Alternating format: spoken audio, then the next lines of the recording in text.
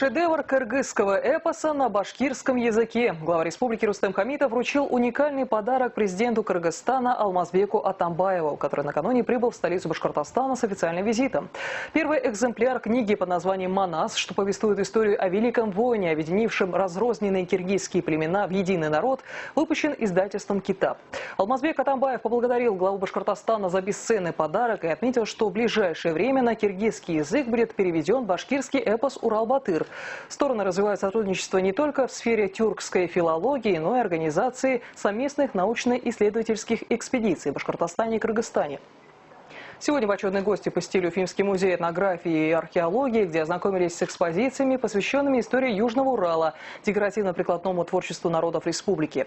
Алмазбек Атамбаев отметил, что представленные экспонаты подчеркивают родство башкирской и киргизской культур и преподнес в дар музею картину с пейзажем родных краев, выполненную из войлока. На этом визит президента Киргизии в Башкортостан завершился.